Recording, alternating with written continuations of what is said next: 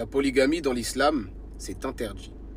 Salam alaikum et bonjour à tous. Aujourd'hui, on va traiter le sujet de la fameuse polygamie en islam.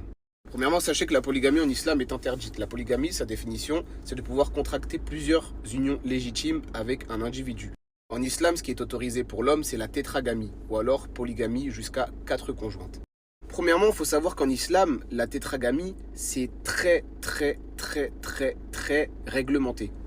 Déjà, il en faut la capacité, et par capacité, je parle capacité financière, mais aussi capacité psychologique. Se marier avec une femme, c'est pas seulement payer une dot et subvenir à ses besoins financiers. Une femme a aussi un besoin émotionnel, un besoin de soutien, tout comme l'homme en a besoin. Donc d'office, tous les hommes qui manquent déjà d'intelligence émotionnelle, de patience, de vertu envers leur première épouse, pour eux, c'est interdit. Deuxièmement, il faut savoir que pour avoir plusieurs épouses, il faut leur accorder exactement le même traitement. Ce que tu offres à une, tu dois l'offrir à l'autre. La situation que tu accordes à l'une, tu dois l'accorder à l'autre.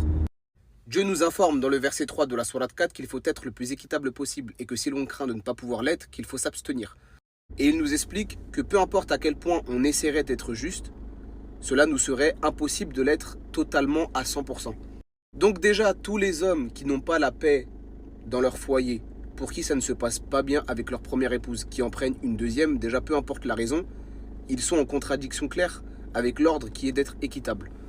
Donc déjà, tout ce qui est prendre une deuxième épouse puisque la première a vieilli, c'est interdit. Prendre une deuxième épouse parce qu'avec la première ça se passe mal, c'est interdit. C'est littéralement délaisser l'une des épouses pour amener du sang neuf. C'est islamiquement immoral.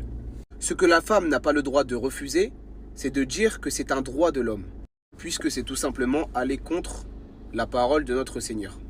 Mais une femme, peu importe le contexte dans lequel elle a grandi, on va prendre par exemple certaines femmes dont le père a usé de la polygamie, certaines femmes ont une très mauvaise expérience de ça. Et l'islam, c'est savoir être juste, savoir se connaître, savoir ce qui est bon et pas bon pour soi.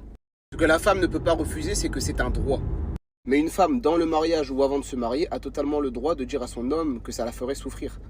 À partir de ce moment-là, si l'homme décide de s'engager dans cette condition, c'est encore une fois islamiquement immoral de savoir qu'en effectuant cet acte-là, même si tu en as le droit et même si tu sais que tu seras le plus équitable possible, de faire souffrir cette femme-là. Regardez déjà la sagesse que demande une seule épouse, un seul époux. Imaginons en rajouter 2, 3, 4, 5, alors que les mariages aujourd'hui n'ont même pas la base, c'est-à-dire le respect, la patience, la considération, l'affection, l'admiration. Mais la polygamie, c'est aussi là pour les femmes handicapées, pour les femmes, par exemple, qui ne peuvent pas avoir d'enfants, pour les femmes aveugles, ou pour les femmes qui n'ont pas trouvé leur bonheur chez un homme célibataire. De la même manière qu'on n'a pas le droit de se marier avec notre première femme uniquement pour le